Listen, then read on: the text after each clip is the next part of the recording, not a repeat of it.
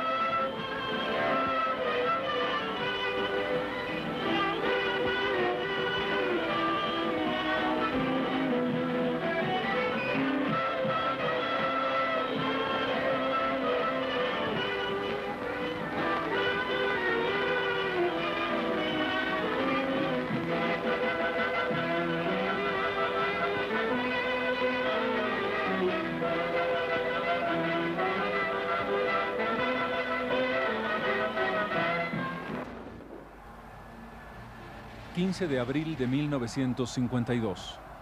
La llegada triunfal de Víctor Paz Estenssoro a la sede de gobierno marca la culminación de un proceso bélico que llevaría a un partido político y a un país a los cambios más importantes que haya vivido en su historia contemporánea. Pero esta historia tiene antecedentes, los de una nación viviendo en un estado semifeudal en circunstancias totalmente alejadas de lo que el siglo XX exigía. Este país era prácticamente una especie de campamento minero establecido sobre una economía feudal agraria, sobre una especie de hacienda. El mejor hospital de Bolivia estaba en Catavi. Este era evidentemente un país dependiente, una semicolonia explotada desde el exterior, ¿no es verdad? Ahora, el resto del país, lo que no fuera la región minera, vale decir Potosí, La Paz, Oruro, estaba abandonado. No habían ferrocarriles ni caminos hacia Santa Cruz, El Beni, Opando o Tarija, porque no habían minas. Todo se había concentrado de acuerdo al interés de la explotación minera, que era un interés evidentemente semicolonial. El país creado a imagen y semejanza de los liberales, con los ojos puestos en París y Europa, prescindiendo de esa mayoría aplastante de los bolivianos, quechuas y aymaras, no manejaban los conceptos esenciales de la participación. Era un país excluyente. Desde una perspectiva, los tres varones del estaño, Patiño, Jossi y Aramayo. Desde la otra, los terratenientes. Un gran vacío, la inexistencia de burguesía y de clase media, y esa base extraordinariamente importante pero olvidada y despojada, quechua y aymara, abandonada por todos, era, desde luego, el punto de partida del germen revolucionario.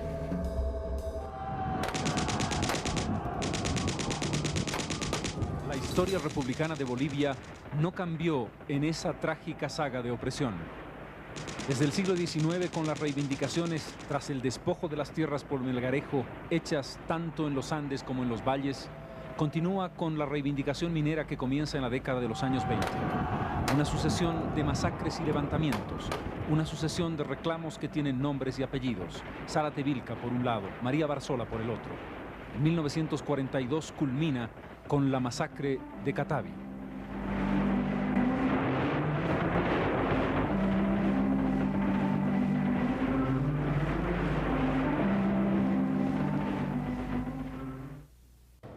El trotskismo tuvo enorme influencia política desde el año 46, cuando se aprueban las tesis de Pulacayo, y durante el sexenio 46-52, las masas bolivianas se movilizan alrededor de las ideas fundamentales de la tesis de Pulacayo. Sin duda, las ideas del trotskismo que en ese momento representaba Guillermo Lora, que venían desde la década de los años 30, fueron importantes. Pero es la debacle del Chaco y la derrota ante el Paraguay el episodio más importante que hace que un país entero tome conciencia de su dislocamiento, de sus contradicciones internas y sobre todo del desconocimiento que el país urbano tenía del otro, del país real, profundo. El nacimiento de partidos políticos, por una parte, del fascismo, Falange Socialista Boliviana, por la otra, del marxismo, el PIR y el POR, de la Cuarta Internacional. Y finalmente, el nacimiento del partido pragmático por excelencia, sin muchas ideas claras de programa, pero con mucha capacidad para representar y reflejar los intereses populares, el MNR, marcan el cambio ideológico fundamental que conduciría a la eclosión de 1952. No se puede hacer una revolución de clase. No se puede mantener el liberalismo que se ha acabado. No se puede establecer aquí la dictadura fascista. En un país de indios y mestizos era pueril. ¿Qué hacer? Entonces la respuesta era obvia. Hay que hacer la revolución nacional, que cuando era un concepto menos conocido, era mucho más acomodado a este país semicolonial. ¿Qué era el nacionalismo revolucionario? Los conceptos, más que manejarse desde el punto de vista teórico, a pesar del importante aporte de Cuadros Quiroga, del propio Walter Guevara con la tesis de Ayopaya, fueron construyéndose en el camino, como casi todas las cosas que se hicieron en Bolivia para hacer transformaciones importantes. El MNR nunca ha tenido programa. Yo recuerdo que estando desterrado en Chile con un señor muy destacado y amigo del doctor Paz, le mandamos una nota al doctor Paz a Buenos Aires pidiéndole programa del MNR y no mereció respuesta. Y el MNR, que no tenía un programa claro, porque el documento elaborado por José Cuadros Quiroga, que es el programa del MNR, no contempla ni la nacionalización de las minas, ni la destrucción del latifundio. Al principio el MNR no tenía las cosas claras. Su declaración de principios, que fue redactada por Cuadros, se parecía mucho al Mein Kampf, a mi lucha de Hitler. Fundado en 1942, con influencias evidentes del marxismo por un lado y del nacionalsocialismo por el otro, el MNR llega al poder en 1943 con Radepa a la cabeza de Gualberto Villarroel. Es ya el proceso inicial de lo que sería la Revolución Nacional. Son años de formación, sin embargo, y en los que todavía el viejo esquema, el viejo Estado liberal, recupera terreno y logra entre 1946 y 52 mantener la hegemonía del poder. Era, sin embargo, la agonía de una visión de país que desaparecía y naufragaba. Bolivia tenía en 1950 3 millones de habitantes, más del 70% de analfabetismo, uno de los ingresos per cápita más bajos del mundo, una situación económica que dependía casi totalmente de las exportaciones mineras, más del 80%. A pesar de ello, era capaz de autoabastecerse, producción fundamental del altiplano y los llanos en lo que hace a la cuestión alimentaria. No tenía vinculación alguna entre Occidente y Oriente. La ciudad de Santa Cruz era apenas un villorrio de menos de 40.000 habitantes. El país seguía girando, como todo lo que había pasado en su historia, alrededor de su fuerza minera en los Andes, a más de 4.000 metros de altura. Más del 80% de la población vivía en las zonas rurales y más del 80% vivía también en la zona de Occidente. Esa era la nación que había que cambiar radicalmente para insertar en el siglo XX. Y a la guerra le siguieron unos 15 años, de 1936 a 1952, unos años sumamente confusos.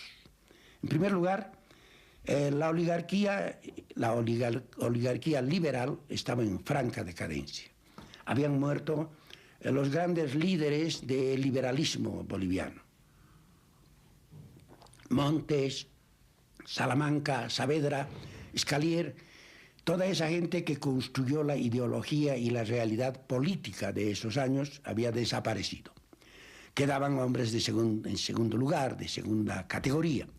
Eso era lo que quedaba del liberalismo traído de Europa, era un liberalismo en decadencia. Pero después de la contrarrevolución, los obreros instintivamente se daban cuenta que venía la restauración, que la rosca en el poder iba a ser con todas las conquistas. Defienden a Villarroel, le atribuyen una serie de virtudes revolucionarias. Creen que Villarroel era el abanderado de la revolución proletaria.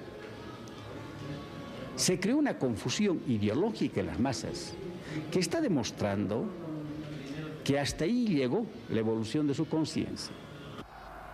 En definitiva, el problema a resolver era qué partido político sería capaz de encaramarse con la historia y conducirla.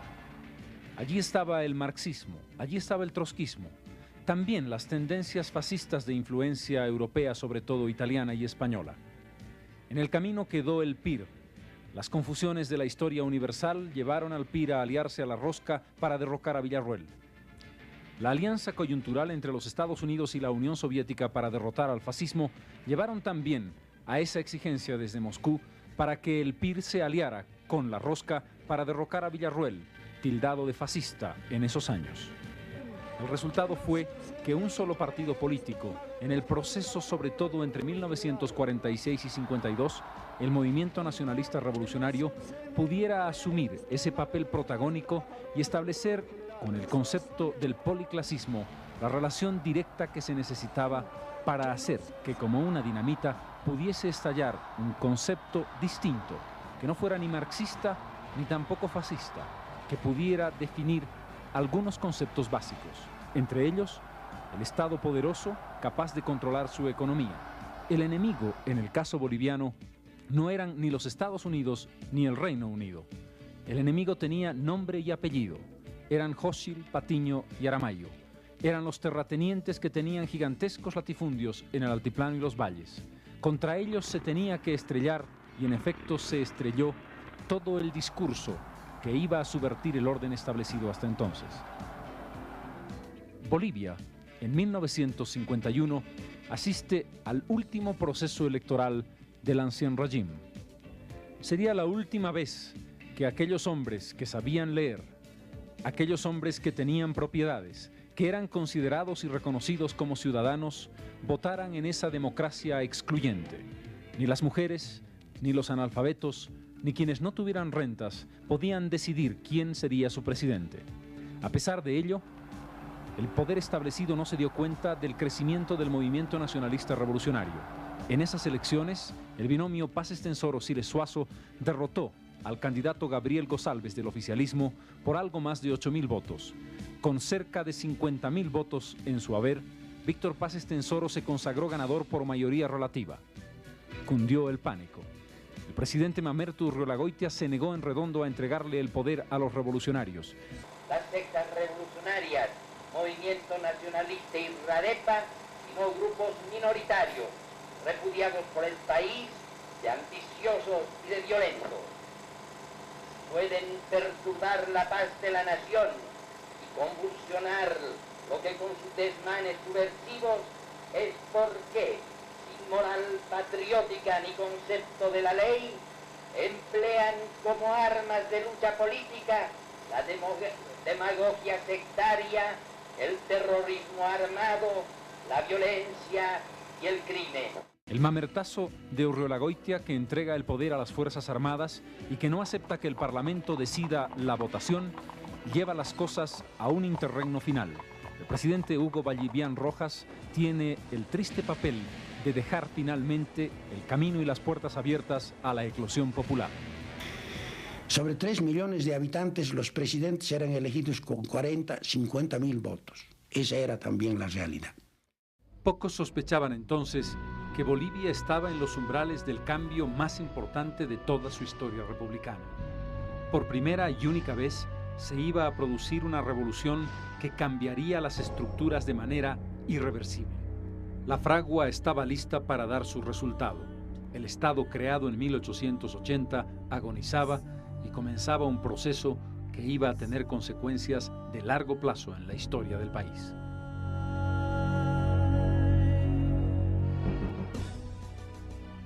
Fue sin duda una dura batalla ideológica. Las tendencias del fascismo y del marxismo cruzadas por el nacionalismo revolucionario. Cualquiera de ellas pudo tener éxito, aunque hay que entenderlo en el contexto de América Latina.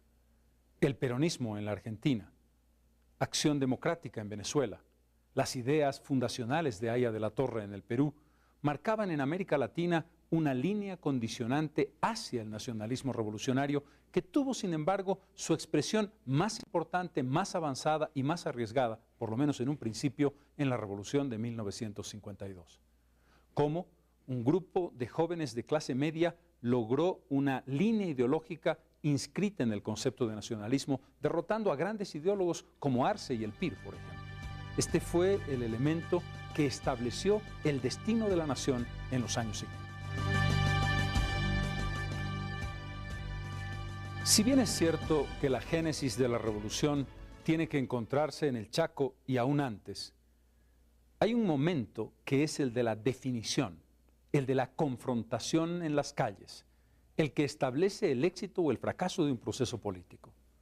Y lo que vamos ahora a hacer es un seguimiento de lo que representó precisamente el proceso entre el 9 y el 11 de abril de 1952, fundamentalmente en La Paz, El Alto y Oruro, donde se desarrolló el eje de esa confrontación.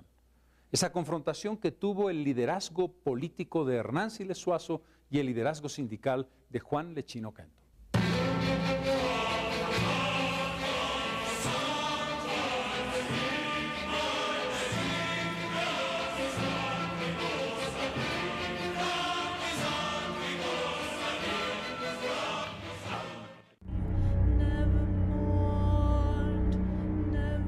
No hemos alcanzado todavía la plenitud nacional, no hemos logrado constituir Estado nacional.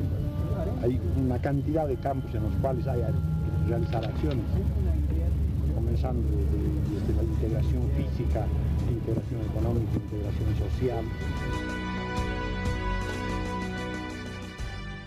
Por mucha seguridad que tenía en el heroico pueblo, nunca mis sueños más audaces me permitieron pensar en esta terminante derrota de la rosca. No encuentro palabras para decir todo lo que siento.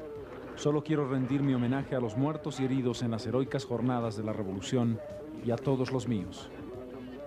Así se expresó en una parte de su discurso, el primero que hizo como presidente de Bolivia el 15 de abril de 1952, Víctor Paz Estenssoro. Era el comienzo de un largo y difícil camino. Era el comienzo de la construcción de las ilusiones de un nuevo país. Pero era también el germen de una serie de errores y problemas que conducirían a la Revolución de 1952 por caminos difíciles de frustración y desencanto. Pero el proceso político que llevó al poder a Víctor Paz Estenssoro tuvo sus momentos culminantes entre el 8 y el 11 de abril, pocos días antes de la llegada del avión de Buenos Aires. La historia de la insurrección es fascinante. Comienza con un intento de golpe de Estado protagonizado por un general, Antonio Seleme, ministro del presidente Hugo Vallivian, y culmina con la insurrección popular que haría que los mineros se descolgaran por los cerros de La Paz y que en Oruro combatieran heroicamente hasta derrotar al propio ejército de Bolivia. En ese momento la respuesta fueron disparos de ametralladora muy continuados. Ya había comenzado el combate en Miraflores. Las Fuerzas Armadas de Miraflores tomaron el estadio y el templete. Los carabineros estaban apostados en Caiconi para evitar que salgan las tropas del cuartel, pero salieron por otro lado y comenzó el enfrentamiento entre los dos inicialmente. Entonces el pueblo levantó las pocas armas que tenía y gritó: vamos a luchar. Yo lo único que hice fue bajarme y acompañarlos y fuimos a Miraflores, donde realmente el tiroteo era nutrido. Los acontecimientos del día 9 hicieron pensar en un triunfo fácil y sin derramamiento de sangre. Se pensó que el ejército no reaccionaría y que el golpe de Estado le iba a dar la presidencia a Selene. No ocurrió así. El general Torres Ortiz decidió contraatacar y en la mañana del 10 comenzó un fuerte bombardeo sobre la ciudad de La Paz. De tal modo que había una masa enorme que subía al alto. Entonces agarramos el jeep que habíamos tomado y subimos al alto en el momento en que entraban los compañeros mineros de Milluni. Disparando tiros, tenían armas y cartuchos de dinamita. De tal modo que las tropas que estaban combatiendo con la gente que había subido por el lado izquierdo se sintieron cercados. Entonces la tropa abandonó las armas por eso, porque estaban seguros. En esa época pues no había diferencia, nadie podía decir la diferencia entre un cartucho de dinamita y una bomba. Éramos pocos los que podíamos hacer la diferencia. Todos los que trabajamos en las minas sabíamos, conocíamos la diferencia, pero no la opinión pública y menos en La Paz. Tal modo que la tropa creyó que estaba cercada y que había artillería detrás de ellos. La participación genuinamente popular transformó lo que parecía una derrota inminente en un triunfo revolucionario. El día 11 de abril se firmaba el famoso Pacto de Laja entre el jefe revolucionario Hernán Siles Suazo y el general derrotado Torres Ortiz. Allí llegaba a su final la etapa bélica para comenzar la organización de lo que sería el nuevo gobierno. Entre el 11 y el 15, intenso movimiento en el Palacio de Gobierno para decidir cómo se establecería esa nueva función ejecutiva. Habíamos comenzado a discutir solamente el problema de la nacionalización. Con respecto a la reforma agraria, ya el MNR en años anteriores ya planteó la reforma agraria de tal modo que no era ninguna novedad y estábamos seguros que iba a cumplirla. Pero con respecto a la nacionalización hubo esa oposición que me obligó a decir entonces sigue la guerra civil. El despacho del presidente daba antes a la plaza y el corredor de su despacho yo me salí por ese lado porque estaba decidido a tomar el palacio con la gente armada. Y cuando salí estaba repleta de gente y el doctor Siles salió por el otro lado, por la otra baranda y nos encontramos ya en la última plataforma antes de llegar a la sala. Y me dijo Juan, no más sangre, elige tú 4 ministros. Yo me quedé pensativo un momento y dije, aunque no eligiéramos un ministro, tenemos las armas, tenemos el poder, de tal modo que acepté. Ahí nace el cogobierno. Y nace también el primer gobierno de la Revolución Nacional, porque fue el presidente provisional por 4 días, Hernán Siles Suazo, el que escoge junto a Juan Lechín y otros líderes del MNR a los hombres que acompañarían ese proceso inicial que tenía las tareas más difíciles y fundamentales de ese cambio estructural que cambiaría Bolivia. Así la heroica revolución boliviana tuvo que sufrir el hondo drama de los días 9, 10 y 11 de abril de 1952. 70 horas de furioso combate en que aullaron las ametralladoras y rugieron los cañones, dieron la ansiada libertad a los bolivianos. Grupo de guerrilleros comandados por Hernán Siles Suazo, el valeroso y noble capitán de la epopeya, abatieron para siempre una oprobiosa esclavitud. Muertos y heridos inundaron hospitales y centros de asistencia. Como saldo del odio de la rosca, quedan más de 3.000 cruces como centinelas del espíritu boliviano y más de 2.000 llagas que permanecen celosas y vigilantes de su revolución. El jefe de la revolución, doctor Hernán Siles Suazo, constituido el nuevo gobierno, dijo: he empuñado el fusil en esta gesta heroica y como vicepresidente constitucional asumo el mando a nombre del pueblo para entregarlo al doctor Víctor Paz Estenssoro, presidente electo.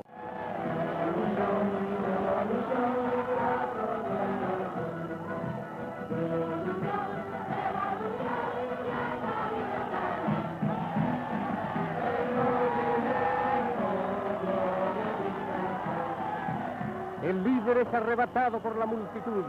Hay miles de ciudadanos que se acercan en camiones y trenes. Muchedumbre emocionada clama al doctor Víctor Paz Estenssoro a través del trayecto hacia el Palacio de Gobierno, que dura 3 horas.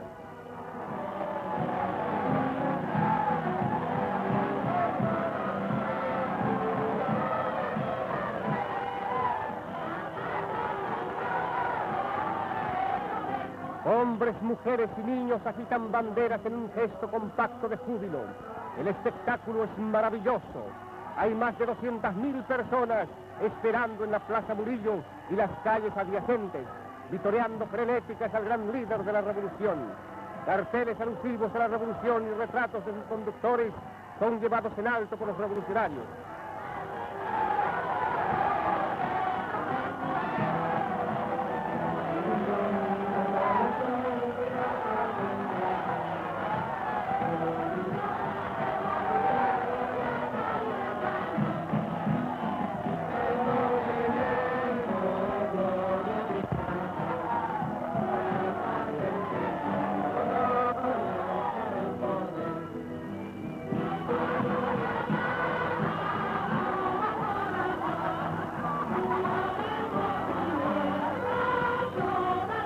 El vicepresidente de la República, doctor Hernán Siles Suazo, al tomar juramento al doctor Víctor Paz Estenssoro, dijo: hasta este momento hemos obrado como mortales, de aquí en adelante que Dios nos ilumine. El presidente constitucional manifestó: mi gobierno pondrá toda la fuerza que le otorga la ley en defensa de las clases trabajadoras del país, porque estas constituyen la razón del ser del movimiento nacionalista revolucionario. Nos han dejado un país exterminado y con una situación económica que es caótica, pero forjaremos su resurgimiento porque llegamos al poder no por ambiciones personales, sino para servir al pueblo.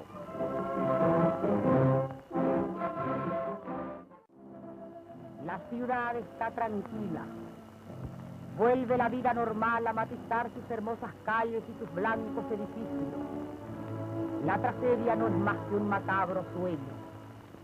El nombre de esta ciudad en estos momentos es un símbolo: la paz.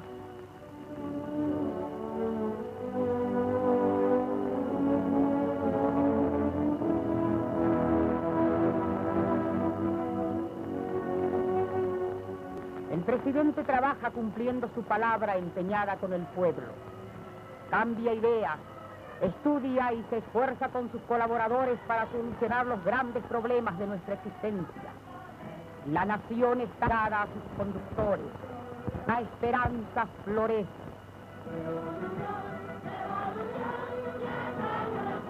En Oruro, el gran pueblo y valeroso luchador de la Magna Gesta, masas de mineros delirantes conducen en hombros al presidente Paz Estenssoro. En su saludo el presidente dijo: a mi llegada al exilio manifesté: volveré al Palacio de Gobierno en hombros de los mineros. Y hoy aquellas palabras que pronuncié hace 6 años se han hecho realidad. Ha llegado victorioso el momento histórico de la nacionalidad. Los pueblos de Bolivia levantan la frente quemada antes por la opresión. Llegó la hora de la justicia, del trabajo y de la paz. Las tormentas se van y renace un nuevo día para nosotros, porque tenemos fe en Bolivia redimida.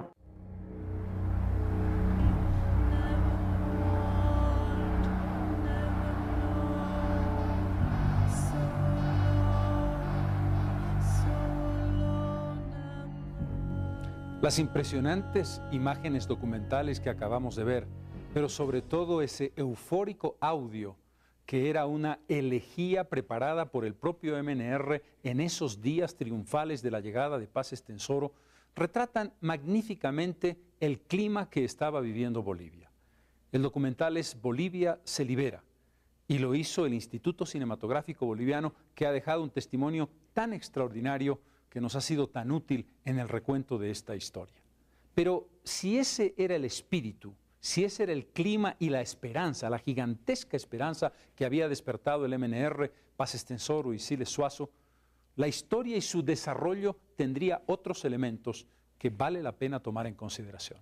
Pero había que sentir la electricidad de ese tiempo y recuperar ese espacio documental para entenderlo.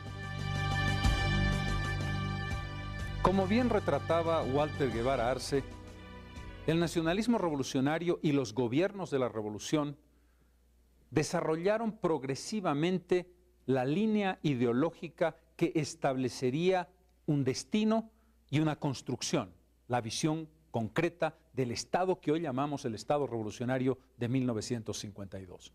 Intentemos hacer un seguimiento de las principales medidas que llevó adelante el MNR y los gobiernos revolucionarios, a la vez que sus contradicciones, sus problemas, sus errores y sus insuficiencias. En suma, busquemos el desentrañamiento de esas luces y sombras de este momento de la historia de los que hablábamos al comenzar el programa.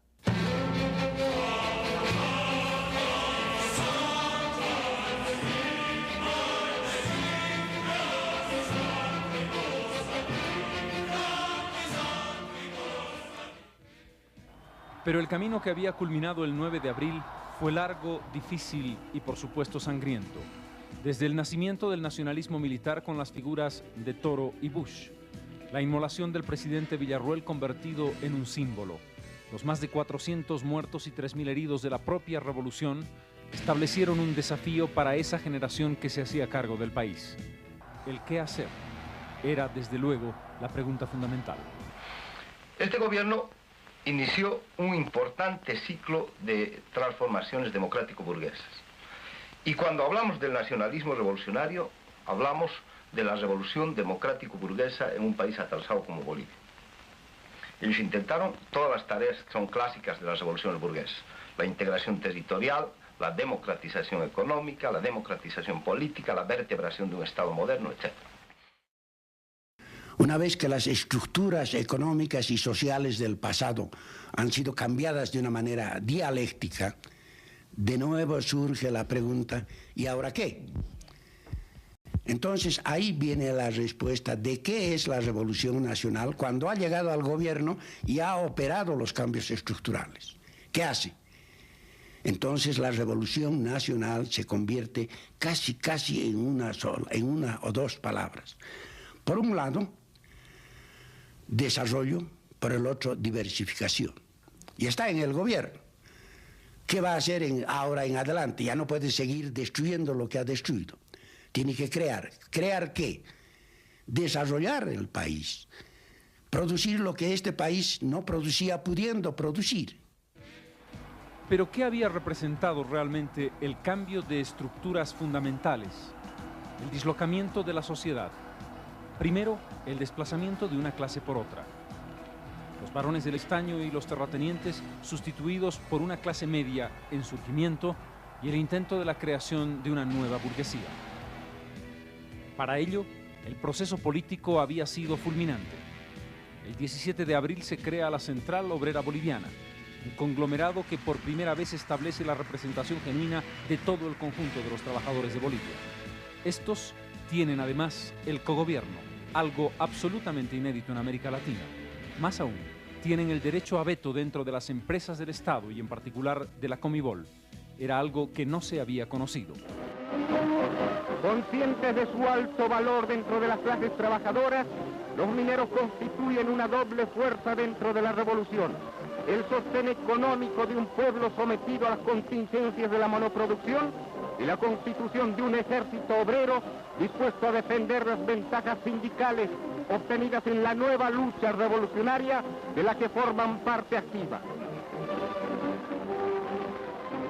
El ejército es desmantelado o cuando menos durante un año se cierra el colegio militar.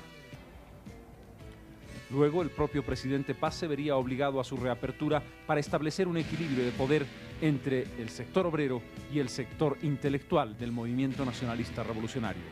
Sobre esa estructura surgen tres medidas que cronológicamente avanzan así. El 21 de julio de 1952, recordando la muerte de Villarroel, el presidente Paz dicta el decreto del voto universal, una de las conquistas fundamentales de la inserción democrática y popular de Bolivia. Más allá de cómo se usó ese voto, es desde luego un logro básico.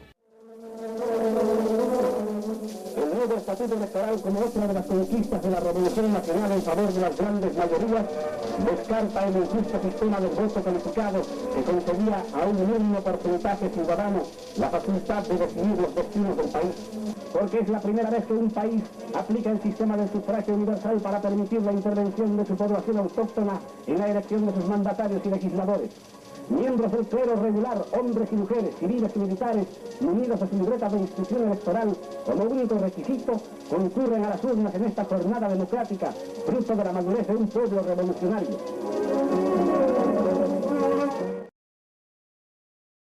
El 31 de octubre de ese mismo año, la nacionalización de las minas. Todo el poder para el Estado, parece decir ese decreto.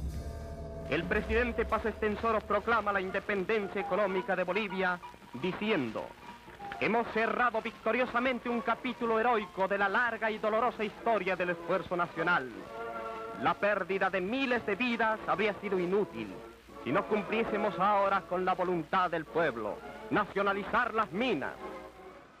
De ese modo, el Estado boliviano se hacía propietario del sistema productivo de más del 80% de las exportaciones mineras del país. Comenzaba así el capitalismo de Estado. El Estado productor controlaba los recursos naturales y los manejaba directamente. Y finalmente, el 2 de agosto de 1953, la reforma agraria, el punto más alto del cambio político y la inserción social de una comunidad hasta entonces desplazada de las acciones del país. Cuando se iza la bandera de la patria, la emoción prende con más fuerza en estos hombres, para los cuales nace hoy una esperanza. Bajo una tensa emoción en la verde inmensidad del valle calcinado, se da lectura al decreto de reforma agraria. Ha llegado el momento culminante. Esta firma, estampada bajo la serenidad del cielo iluminado por la claridad del día, elimina el latifundio y anuncia una nueva aurora para los campesinos.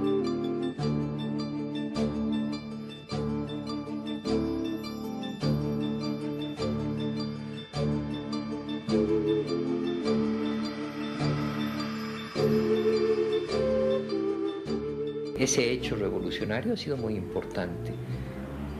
A ese le asignaría yo tal vez la importancia mayor, hasta quizá la única importancia, ¿sí? Porque los otros hechos revolucionarios, bueno, la nacionalización de las minas, desde un punto de vista económico, técnico, de la ingeniería, del manejo de las empresas, la nacionalización de las minas no debía ejecutarse. Solamente se podría hacer desde un punto de vista político. Y así fue. El desastre apareció muy pronto.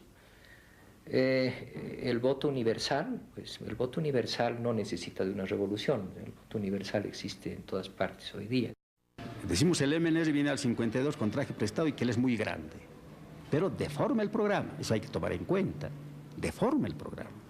Porque si no, tendríamos que llegar a la conclusión de que las consignas revolucionarias puede cumplir un partido burgués. No, pues. No. Les vacía de contenido revolucionario. Toma la frase. No. Reforma agraria, liquidación del gamonalismo, son frases, no son realidades. No. Y el MNR fracasa en este su empeño. Se liberó a los campesinos, lo cual quiere decir que se cambió la estructura económica de la economía agraria, de una economía feudal, del pongueaje, de la servidumbre, al minifundio. Se dio la tierra a los campesinos, pero el minifundio fue un error porque es tan malo como el latifundio para producir. Lo que tendría que haber hecho eran grandes cooperativas, manteniendo las unidades de producción que eran las haciendas y entregándolas a la cooperativa respectiva. El gran error en el campo de la economía minera fue haber utilizado la Comibol como una empresa para producir popularidad más que para producir minerales. Pero no se podía pensar en la democratización de una sociedad y en la inserción de las mayorías solamente a través de la devolución de la tierra. La reforma educativa de 1955 fue un salto gigantesco para que los indígenas y el mundo rural pudiesen entrar de manera universal en la educación primaria y acceder luego a la secundaria y a la educación superior.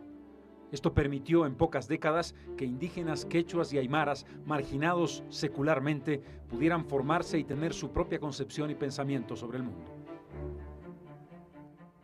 El principal anhelo es la educación. Saben que solo a través de la escuela conseguirán la superación total. Alrededor de la construcción de la escuela se reúne la familia campesina en un afán colectivo. Mientras sus hijos leen en las aulas que ya van quedando estrechas, los padres levantan nuevos pabellones para dar cabida a los nuevos.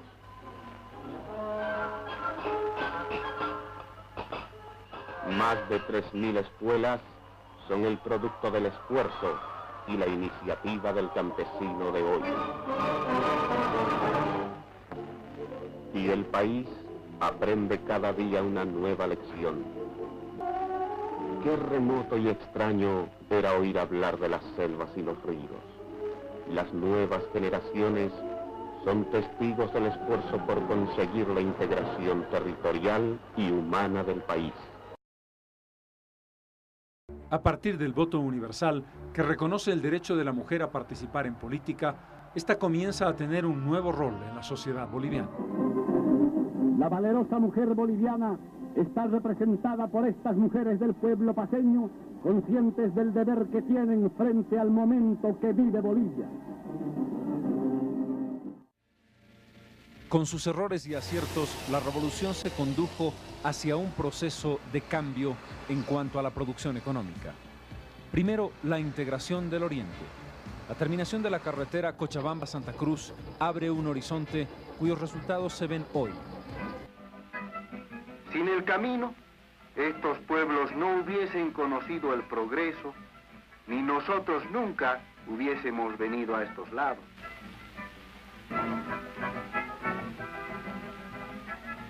Ahora sí que tienen por venir estas regiones.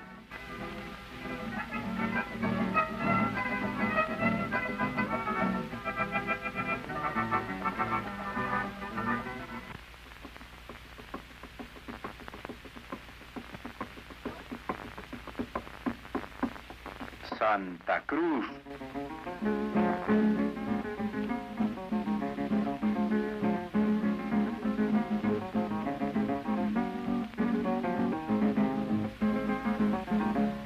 ¿Quién ha dicho que los cambas no nos quieren? Sin conocerlo, lo tratan bien aún. Este lugarcito sí que me gusta.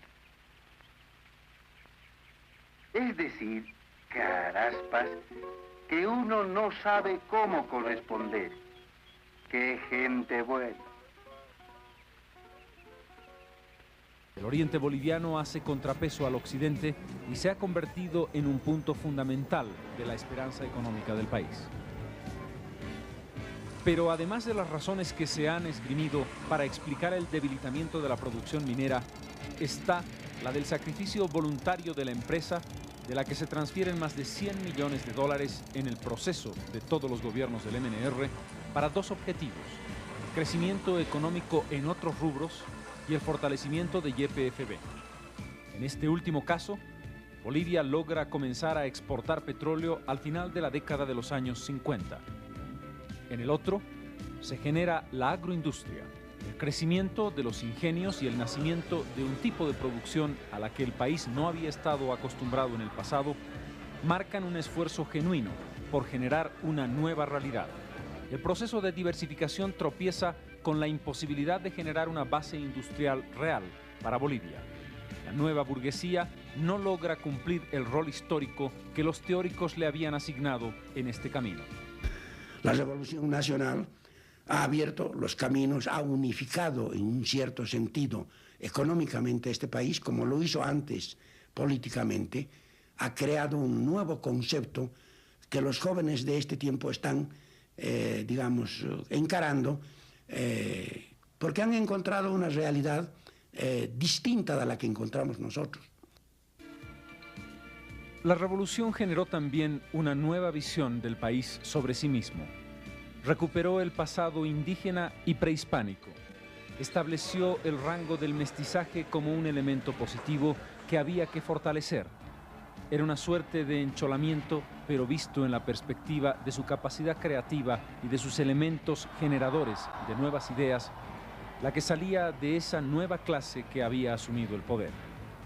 La visión de la cultura se amplió y se establecieron parámetros distintos para considerar aquellas cosas de las que los bolivianos debíamos sentirnos orgullosos.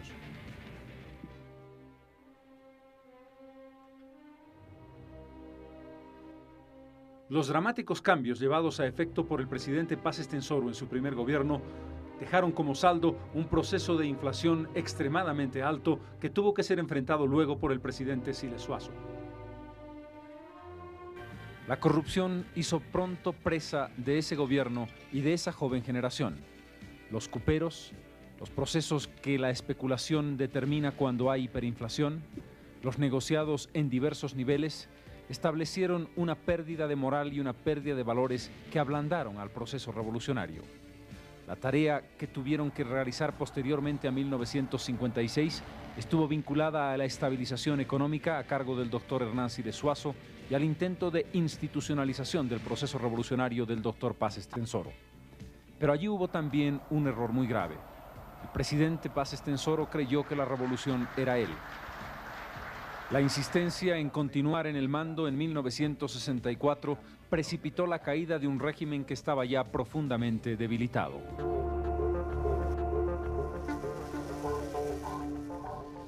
El MNR ha argumentado siempre que la violencia era indispensable y que en cualquier revolución, la francesa, la mexicana o la soviética, tuvo que establecerse violencia contra aquellos que no querían el nuevo orden.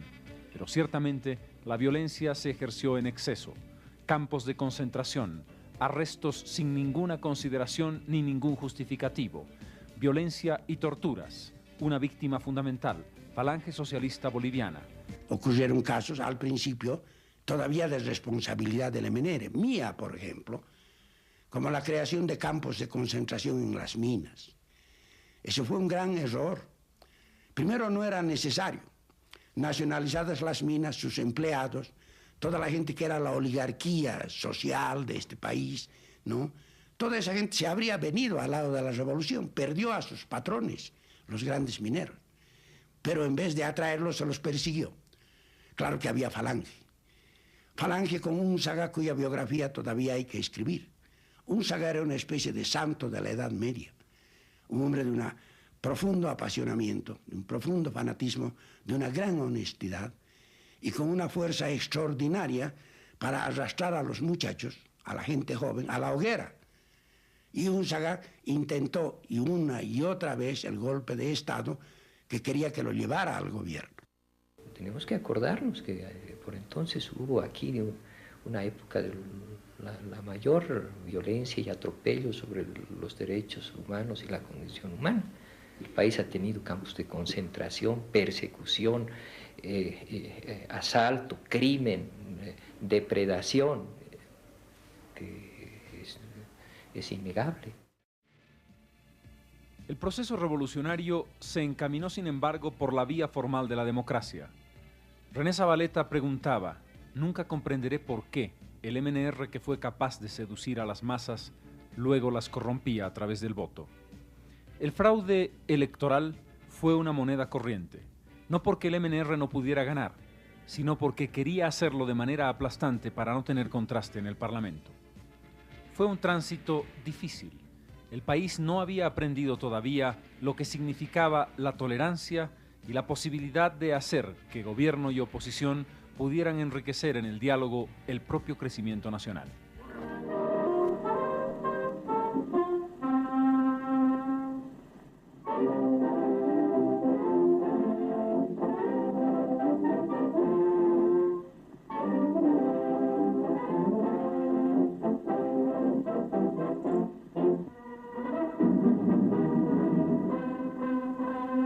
Extraordinaria solemnidad reviste la fecha del aniversario nacional con motivo de la transmisión del mando presidencial. La ciudad de La Paz, vestida de gala, presencia después de 40 años un acto de tan singular trascendencia. Los doctores Víctor Paz Estenssoro y Hernán Siles Zuazo, presidentes constitucional de la República y electos respectivamente, con el doctor Ñuflo Chávez, vicepresidente electo, y altas autoridades, se constituyen en el hemiciclo parlamentario del Palacio Legislativo.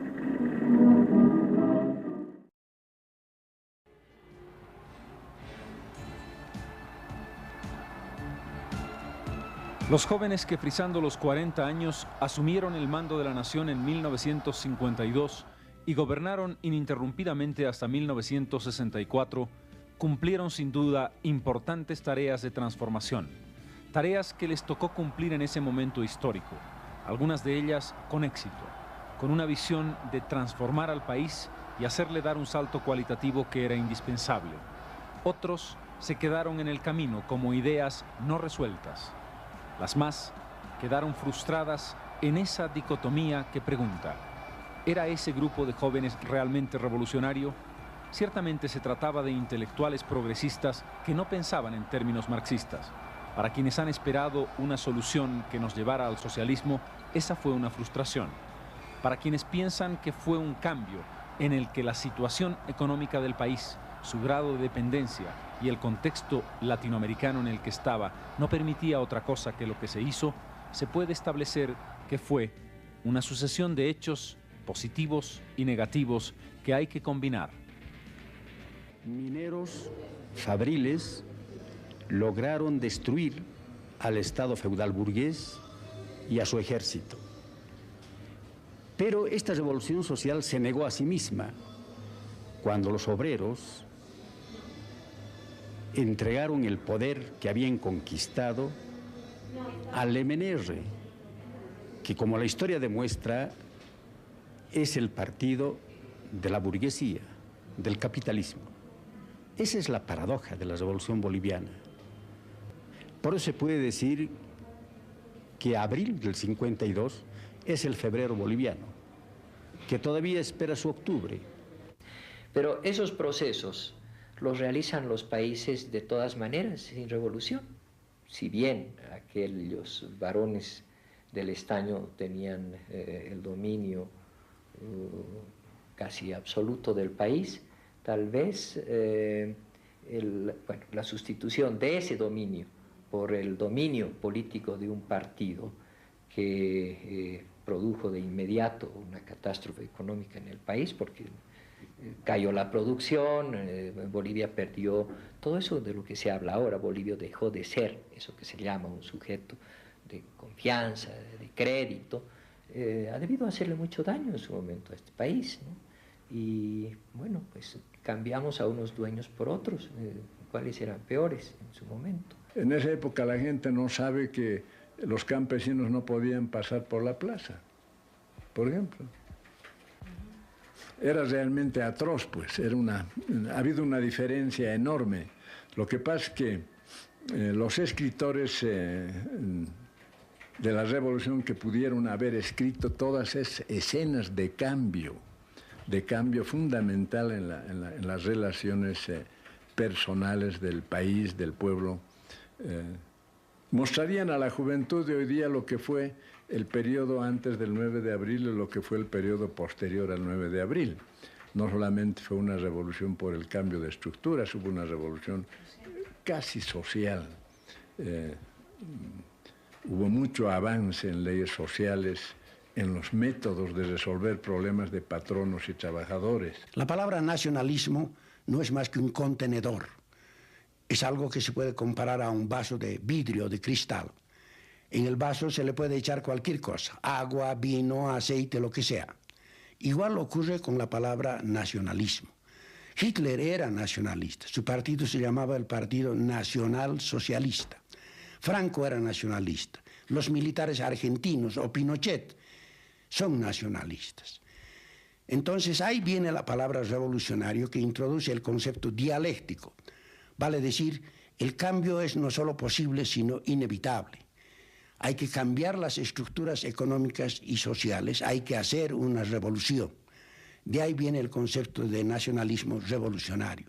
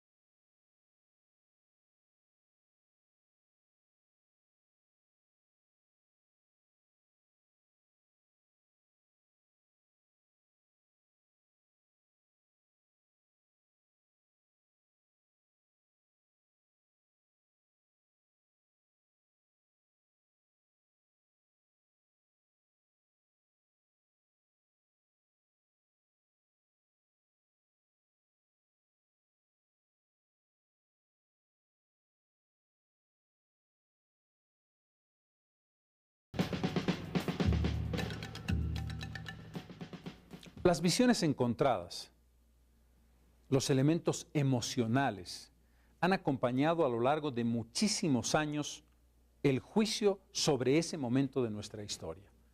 En gran parte porque el MNR fue protagonista durante más de 60 años, antes, poco tiempo, durante y sobre todo después, muchísimo tiempo del proceso de la revolución, y en ese contexto, ese protagonismo generaba, por supuesto, posicionamientos que no nos han permitido una lectura adecuada de lo que representó la revolución. El tiempo, sin embargo, nos permite hablar ya de algo que cambió la historia, de medidas que colocaron a Bolivia en el siglo XX, con retraso en relación a otros países. Medidas que establecieron el sentido de lo democrático. Lo vimos a través del voto, lo vimos a través de la reforma agraria, lo vimos a través de la integración y, por supuesto, esa articulación nacional que iba más allá de los Andes.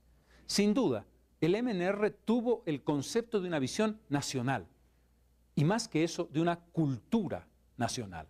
Una cultura que establecía una forma de vernos a nosotros mismos y de sentir una vinculación de seguridad con nuestra identidad del pasado.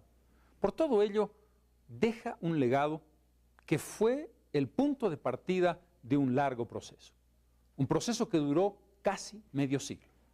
Un proceso que costó superar y que quizás hoy todavía es parte del desafío de la historia. Pero la revolución nos marcó a fuego, qué duda cabe.